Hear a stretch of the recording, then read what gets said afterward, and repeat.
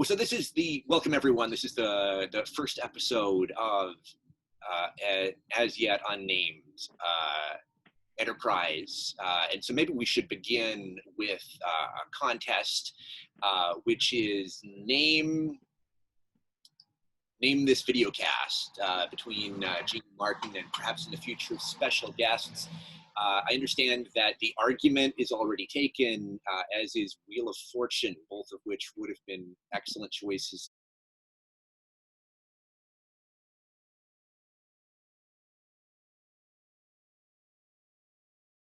Something we get a lot of inquiries about, which is when are we worshiping again in the building?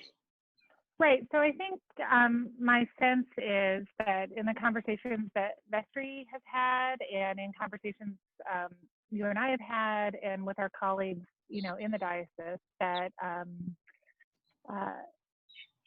that we don't want to regather physically until we can regather physically as a whole. In other words, we don't want to regather physically until it is safe for everyone to feel comfortable that they're not taking a risk in regathering as a community. And we're not there yet. Something that Holly Puckett said, I think, at the last vestry meeting, was that this is a tradition that remembers the sacramental importance of bodies, and that we are honoring bodies and behaving faithfully by saying we're not going to put ourselves at risk. But in addition to best practices around health, there's also, which neither Jeanne nor I have expertise about, something we maybe have a little bit of expertise about, is best practices around liturgy. And you were saying that you've heard from colleagues who have regathered and that the experience wasn't what they'd hoped.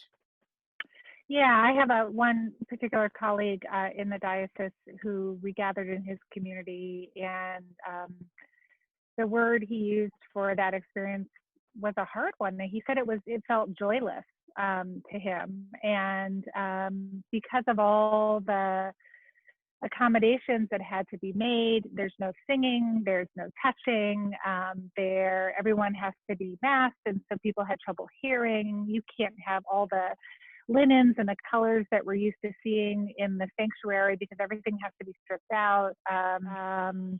And so I found that very persuasive, and I was really happy that my friend was willing to sort of own that, that because that's a hard thing to own, because it also means... Right, you've been looking forward for months, and you sort of think it's going to be awesome. Right, sort of accepting that we're in kind of a desert place right now. We're fasting from regathering, and that's hard and that's painful, but there are also a lot of things that we're gaining in ourselves and as a community, so that when we do come together, we can really come together in a way that feels like the fullness of how we're called to be church, and how we're called to worship together. Is it the second or third Star Trek movie where this is when Spock dies, but it turns out he doesn't die permanently. Right. That Nimoy and William Shatner have this farewell separated by glass. I don't remember what. Oh. I don't remember why it is that they can't touch each other. And there's Spock was in like he'd been radiated. We need Miranda and Jillian in this conversation, but he'd been like he'd gone in to fix their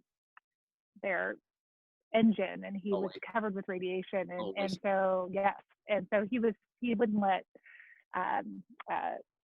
Kirk in because he was saving him. I'm glad and you saving remember. Everyone. I'm glad you. I do. That in many ways feels like this. I saw that as a child, and it struck me as this really very poignant and tragic scene. I don't know how well it's aged. Who knows? But I don't know if it's a ridiculous comparison, but I don't know. I imagine something like that for sharing the peace, but please don't touch each other. Right. That just feels or like praying through plexiglass. Yeah, absolutely. Yes. Yeah, I agree. Yes, that's I right. agree. We'll put the altar in the Pope Mobile. Oh, I might be up for that for like one day. That might be fun. Exactly. So the short answer to this question is it's going to be a while before we gather in person. There might come a time as Multnomah County moves through the phases where church in the parking lot could be a reasonable thing to do, or church in a park could be a reasonable thing to do. That's not going to be next week or next month. That's a ways still.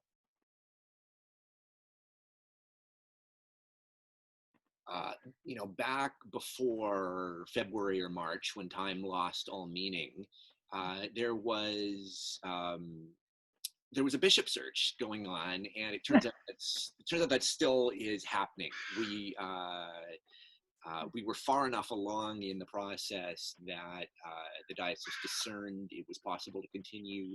And so we're the only diocese in the country that is in an active bishop search. We're the only diocese in the country that is going to have an election during COVID. And so that's exciting. That's also kind of scary sometimes when you're doing a new and innovative thing. And just encourage folks to learn about the candidates, contact us, or the voting delegates for Grace are Charles McGee, Robin Galt, Christine Swanson, and Holly Puckett. And we're always here to, field your comments or questions, just to anything that you want to let us know as we continue to discern as a diocese who God is calling to be our next bishop. I think racial justice is on a lot of our hearts at the moment. I think a lot of us are feeling trepidatious hope. I don't know if that is a combo that makes sense. I have this hope and this sense that this is a moment of moral awakening for our country. And on the church front, Bishop Michael, Jeanne has asked you to serve on an anti-racism commission. Right. So Bishop Michael invited me a couple weeks ago to co-convene the Commission on Racism, a commission that's been more or less active in the diocese for some time, but really had kind of fallen into, I don't know what the word is, just hadn't been active. My role as a white person is to, in the church, specifically around this work, is to work with other white people in the church, white clergy, white congregants, to work on dismantling our own racism, the racism that is operative in our churches. And that is our work to do. And also holding in tension the fact that we can't do that work in isolation, because as someone, I was listening to a podcast this morning, as someone said, it's like asking a fish to describe the water. Sometimes, like, we are so steeped in racism and white supremacy because it's the whole world that we live in, that sometimes we have trouble seeing what needs to be done. And because we benefit from it, because we're so sort of entrenched in it. And so recognizing that tension, that we have work to do to dismantle it, but yet we can't do it alone. So we need to do it in conversation and in shared leadership with people of color. Again, what I think you mentioned, feeling like that this is a real, I heard the language used, it's a Kairos moment. It is this sort of breaking in moment of real possibility of change. And it feels to me, at least, like the Holy Spirit is really sort of stirring things up in a real way, and that we are being called to respond to it. And that the vestry has been doing a tremendous amount of work, led by Daniel Jones, at crafting a vision for grace around inclusion and equity.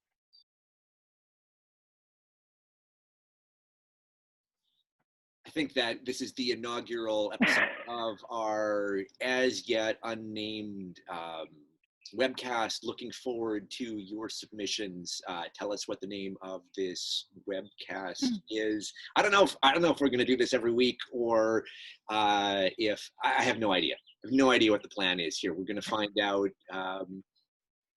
together. But thank you for this. Thanks for this conversation, Jeanne, and thanks everyone for joining us. We'll see you at coffee hour on Fridays. See you at church on Sundays, and see you throughout the rest of the week. I've been having wonderful visits with folks on telephone, and occasionally actually having a physically distanced visit in someone's yard. Love to have some time with you.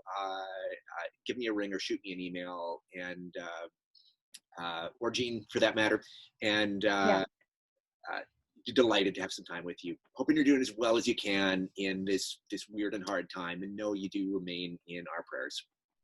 Absolutely. Bye.